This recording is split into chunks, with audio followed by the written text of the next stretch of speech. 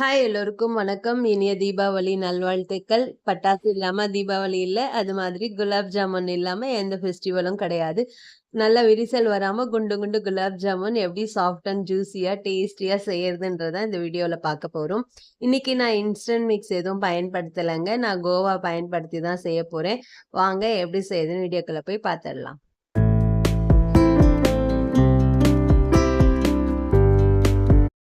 ஒரு மிக்ஸிங் பவுல்ல 2 ஸ்பூன் அளவுக்கு நெய் சேர்த்துக்கோங்க. இது கூடவே ஒரு பிஞ்ச் அளவுக்கு பேக்கிங் சோடா சேர்த்துக்கோங்க. பேக்கிங் சோடா ரொம்ப சேர்த்துற வேண்டாம். ஒரு பிஞ்ச் அளவுக்கு சேர்த்தா போதும். சேர்த்துட்டு நெய்யோட நல்லா கரையிறது அளவுக்கு நல்லா இது மாதிரி குழச்சி எடுத்துக்கோங்க.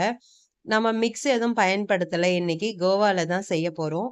அதுல இந்த பேக்கிங் சோடா சரியா மிக்ஸ் ஆகாது. அதனால நெய்யில குழச்சி எடுத்துக்கலாம். ஒரு கப் அளவுக்கு இனிப்பில்லாத கோவா எடுத்திருக்கேன். இது பால், தயிர், வெண்ணெய்லாம் வாங்குற கடைகள்ல கிடைக்குங்க. எந்த கப்ல கோவா அளந்தீங்களோ, அதே கப்லயே 1/2 கப் அளவுக்கு மைதா மாவு எடுத்துக்கோங்க. சேர்த்துட்டு இத நல்லா ஜென்டிலா பெசஞ்சுக்கோங்க.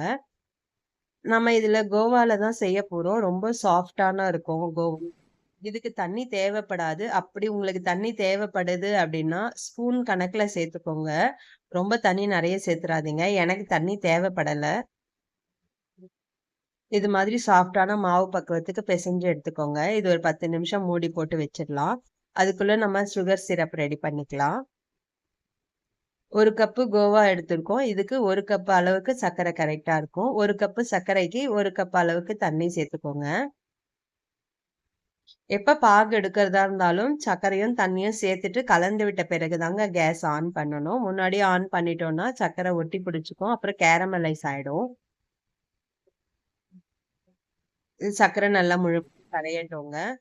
இது மாதிரி கொதிக்கிற ஸ்டேஜ்ல இப்ப இது கூடவே வாசனைக்கு 1/4 ஸ்பூன் அளவுக்கு ஏலக்காய் பொடி சேர்த்துக்கோங்க. ஒரு பிஞ்ச் அளவுக்கு குங்குமப்பூ சேர்த்துக்கிறேன். நான் வாசனைக்காகவும், கலருக்காகவும் குங்குமப்பூ சேர்த்துக்கிறேன். இது வேண்டான்னா ஆப்ஷனல் தான். நீங்க ஸ்கிப் பண்ணிடலாம். இது மாதிரி வெள்ள கலர்ல நுரைச்சு வரும்போது ஒரு 3 நிமிஷம் நல்லா கொதிக்க வச்சீங்கன்னா, அதுக்கப்புறம் நமக்கு கொஞ்சம் திக்காகி கிடைச்சிரும். இப்ப இந்த ஸ்டேஜ்ல நம்ம செக் பண்ணிக்கலாம். பிசு பதம் வந்தா போதுங்க. நமக்கு கம்பி பதம்லாம் தேவையில்ல. கையில நீங்க கொஞ்சமா பாகு எடுத்து தொட்டு பார்க்கும்போதே அது பிசு பிசுன்னு இருக்கும். இது கரெக்ட்டானது. இப்ப கேஸ் ஆஃப் பண்ணிடுங்க. இப்ப மாவு நல்லா 10 மினிட்ஸ் ஊறியிருக்கு. இதுலருந்து சின்ன சின்ன மாவு எடுத்து உருண்டைகளா உருட்டிக்கோங்க, உள்ளங்கையிலேயே வச்சு.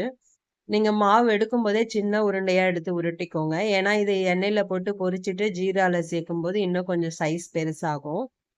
இது மாதிரி உள்ளங்கையில வச்சு ஒரு பிரஷர் பண்ணிட்டு, அப்படியே உருட்டுனீங்கன்னா அழகா விரிசல் இல்லாம வந்துரும். இதே மாதிரி எல்லா மாவையும் உருட்டி எடுத்துக்கலாம். பாருங்க, சூப்பரா விரிசல் இல்லாம குலாப் ஜாமுன் மாவு உருட்டி எடுத்துட்டு வந்தாச்சு. இப்ப ஒரு கடாயில எண்ணெய் சேர்த்துட்டு மீடியம் ஃப்ளேம்லயே தாங்க இத வச்சு பொரிச்சு எடுக்கணும்.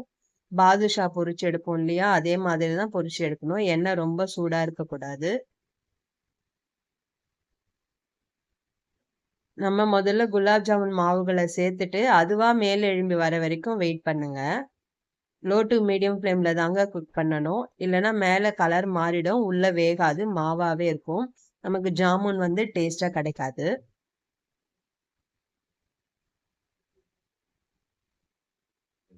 நான் ஃபுல் சிம்ல வச்சு தாங்க குக் பண்ணிட்டு இருக்கேன்.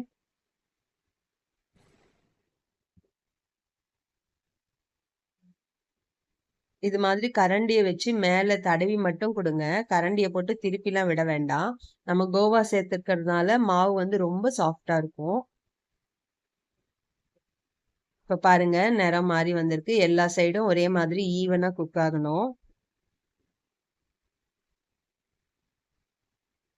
நம்ம கோவா சேர்த்து செய்யறதுனால ரொம்ப செம டேஸ்டியாவும், சாஃப்ட்டாவும் இருக்குங்க.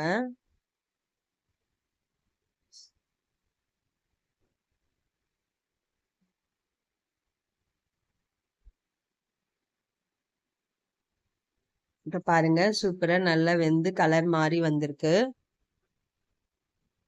நான் இந்த கலர்ல வரும்போதே எடுத்துட்டேன். நீங்க வேணும்னா இன்னும் கொஞ்சம் நேரம் வச்சு கூட எடுத்துக்கலாம். சூப்பரா விரிசல் வராத குண்டா குலாப் ஜாமுன் ரெடி பண்ணிட்டோம். இப்ப இத சர்க்கரை பாகுல சேர்த்துற வேண்டியது தாங்க. நீங்களும் இந்த தீபாவளிக்கு இதே மாதிரி செஞ்சு அசத்திருங்க. செஞ்சு பார்த்துட்டு எப்படி வந்ததுன்னு கமெண்ட் பண்ணுங்க. வீடியோ பிடிச்சிருந்தா லைக் பண்ணுங்க, ஷேர் பண்ணுங்க.